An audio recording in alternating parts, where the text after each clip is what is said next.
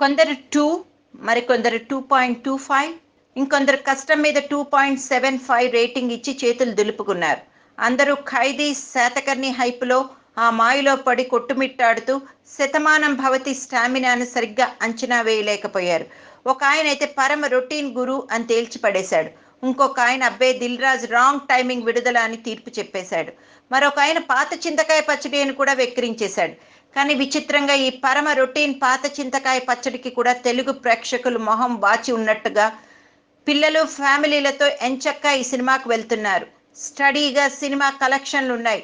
థియేటర్ల సంఖ్య కూడా పెరిగిందని దిల్ రాజు కూడా చెప్పినట్టున్నాడు కదా.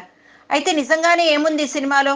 కుమ్ముడు లేదు, తురుముడు లేదు, మితిమీరైన హీరోయిజం మచ్చుకైనా లేదు, ద్వందార్థాల డైలాగులు లేవు, అసభ్యత అశ్లీలం అంగాంగ ప్రదర్శనలు లేవు, వెకిలి కామెడీ ట్రాక్లు లేవు. ఎస్, అందుకే సినిమా నిలబడింది, స్టడీగా నడుస్తున్నది. ప్రేక్షకులకు ఆ పిచ్చి మాస్ ఫార్ములా ధోరణిలతో చిరాకెత్తున్నారు. వాళ్ళకు క్లీన్ సినిమా కావాలి, ఫీల్ గుడ్ సినిమా కావాలి. ఒక సాదా సీదా కథ, కుటుంబాల్లో కనుమరుగుతున్న బంధాలపై ఓ ఆందోళన, ఓ ఆవేదన, తెలుగు నేటివిటీ, తెలుగు పల్లె, అలా అని ఇవి ఉంటే ప్రతి సినిమా చూస్తారా? చూడరు. ఏదో ఒక ఎమోషన్ వారికి కనెక్ట్ కావాలి, అయితేనే సినిమా సక్సెస్. శతమానం భవతి గొప్ప సినిమా ఏమీ కాదు, భారీ సినిమా అస్సలు కాదు, పెద్ద పెద్ద స్టార్లు తళతళలు అస్సలు లేవు, అక్కడక్కడ సినిమా కథలో లాజిక్ కూడా కనిపించదు, తేలిపోయే క్లైమాక్స్. అయితే ఇది తీసి పారేసేంత చెత్త సినిమా మాత్రం కాదు.